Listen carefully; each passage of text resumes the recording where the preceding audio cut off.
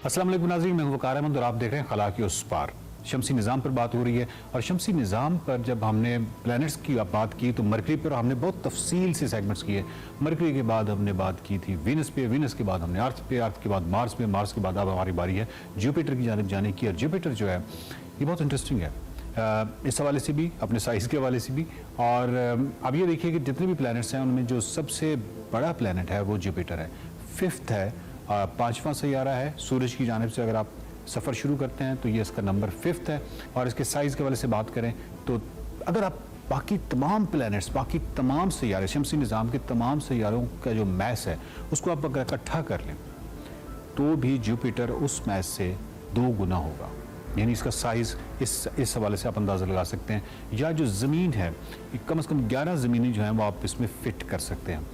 जहाँ तक जुपिटर की दरियाफ्त का मामला है, इसकी डेट ऑफ डिस्कवरी का मामला है, उसको आप अननोन ही समझिए। और मोस्टली जितने भी ये प्लैनेट्स हैं इनको नाम किसने दिए हैं? एंशिएंट ग्रीक्स ने या रोमन्स ने इनको नाम दिए हैं। इससे पहले कि इसके ऊपर जो सुर्ख धब्बा है जो कि बड़ा इंटरेस्टिंग है उस पर बात करें और जुपिटर के हवाले से और इंटरेस्टिंग फैक्ट्स की जानिब जाएं, सबसे पहले नंबर्स की जानिब जाते हैं, क्योंकि नंबर से ज़्यादा फैसिनेटिंग कोई चीज़ नहीं है। जब हम नंबर्स की बात करते हैं तो सबसे पहले हम ये देखेंगे कि सूरज से जुपिटर का फासला कितना है। और सूरज से जब जुपिटर के फासले की बात करेंगे तो ज़हन में रखिएगा कि जब भी हम यूनिवर्स के अंदर फासलों की बात करते हैं तो एवरेज डिस्टेंस की बात करते हैं। सो जिसका एवरेज डिस्टेंस है वो 77 करोड़ यानी 77 करोड़ 83 लाख किलोमीटर इसका डिस्टेंस जो है वो सूरज से है।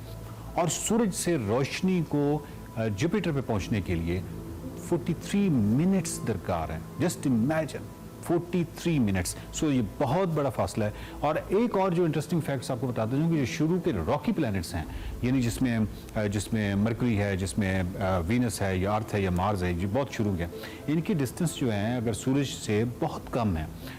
इसके बाद जो फासले हैं वो बिल्कुल यूँ समझें कि तख़य्युल में ना आने वाले फासले हैं। जब 70 करोड़ की हम बात करें कि 70 करोड़ 83 लाख किलोमीटर जुपिटर का फासला है सन से, तो आप हमेशा अपने जहन में एक रेफरेंस ज़रूर रखा करें, वो ये है कि ज़मीन का फासला जो सूरज से है वो 15 करोड़ किलोमीटर है। एवरेज डिस्टेंस 15 करोड़ किलोमीटर है। अब हम बात करेंगे मीन ऑर्बिट वेलोसिटी की, यानी जुपिटर किस रफ्तार से सूरज के गिर्द चक्कर लगा रहा है।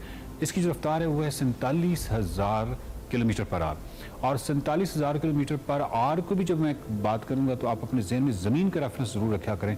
और वो ज़मीन का रेफरेंस ये है कि ज़मीन जो है वो सूरज के गिर्द 1,07,000 किलोमीटर पर आवर की स्पीड से घूम रही है। सेकंड चीज़, जब भी इस तरह के नंबर्स आते हैं तो आप अपने जहन में ये बात बिठा लें कि जितना ऑर्बिट बड़ा होगा या जो चीज़ ज़मीन से दूर होगी, या ज़मीन के बजाय आप यूँ समझिए कि सूरज से जिस भी ऑब्जेक्ट का फासला जितना दूर होगा उसकी वेलोसिटी इतनी कम होगी। उसकी वजह यह है कि उसको आप उतनी एस्केप वेलोसिटी दरकार नहीं है।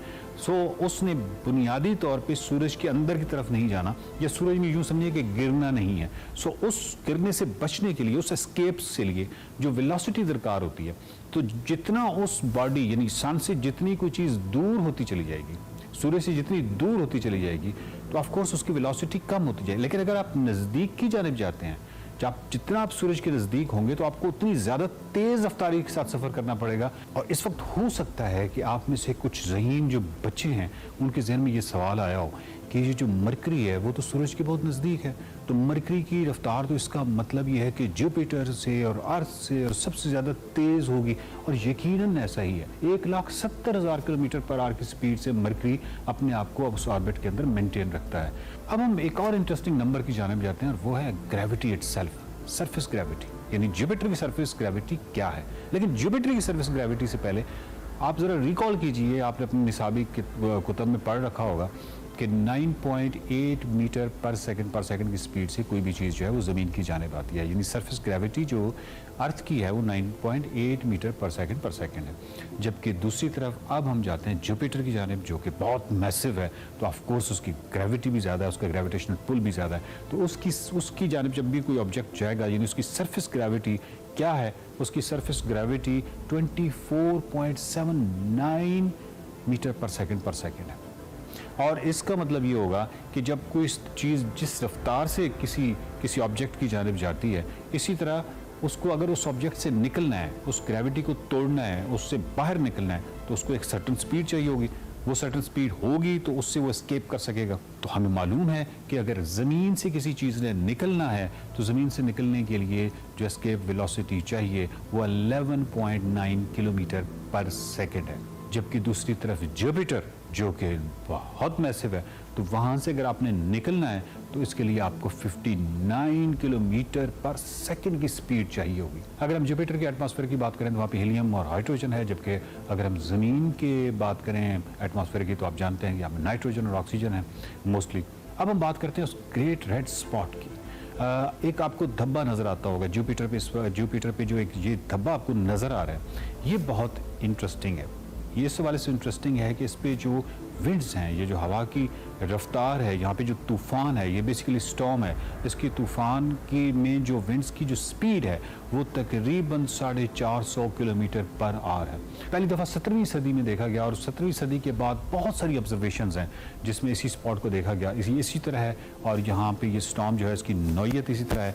तकरीबन हम यूँ समझें कि 358 साल हो गए हैं। और ऑफकोर्स ये पहली ऑब्जर्वेशन की बात कर रहे हैं, हमें नहीं मालूम कि उससे पहले कहाँ तक ये जाता है मामला। जुपिटर का मुताला क्योंकि ज़रूरी है तो इस हवाले से स्पेस क्राफ्ट जो हैं उनके हवाले से भी बात हो जाए कि स्पेस क्राफ्ट जो है वो कितने अब तक जा चुके हैं।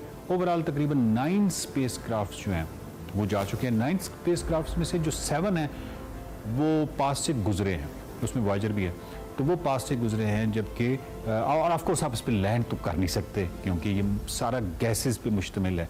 अगर इसकी जो कोर है उसके हवाले से हमें नहीं मालूम, बट ये टोटल गैसेस पे मुश्तमिल है और स्पीड है। और आप तो लैंडिंग जो है वो तो आप यूँ समझें कि सिरे से खारिज अज़ इम्कान है। जुपिटर को समझने के लिए स्पेस क्राफ्ट ज़रूरी हैं और स्पेस क्राफ्ट जो हैं उनमें से ज्यूनो जो है उसको अहम मकाम इस हवाले से हासिल है कि उसने सबसे ज़्यादा हमारी मदद की है जुपिटर को समझने के लिए। और जुपिटर को समझने के लिए जो ज्यूनो है ये 2011 में ये मिशन गया था। 5 साल का सफ़र था, 77 करोड़ किलोमीटर। अब आते हैं जुपिटर की एक और इंटरेस्टिंग चीज़ की तरफ, और वो है इसका जो दिन का दौरानिया है। दिन का दौरानिया इसका टोटल 10 घंटे का है, लेकिन इसका साल बहुत तवील है।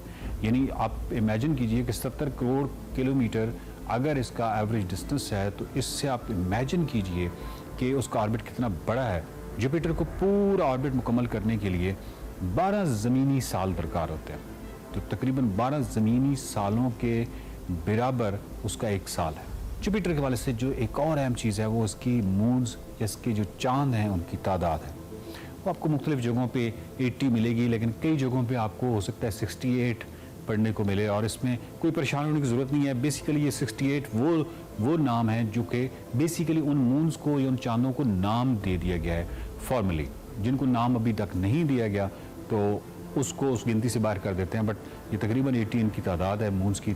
जुपिटर के ऊपर तो लाइफ के हवाले से तसव्वुर भी नहीं किया जा सकता।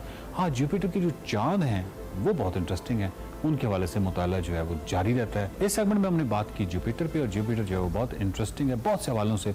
और इसका जो तफसीली मुताला है वो आप नासा की वेबसाइट से भी कर सकते हैं, और इसके अलावा बहुत सारे रिसोर्सेज हैं वहाँ से कर सकते हैं। बच्चों को ज़रूर जुपिटर के साथ रोशनास करवाइए, उसके हवाले से उनको नंबर्स बताइए, मुताला करवाइए, और इसके अलावा देखते रहिए खला के उस पार।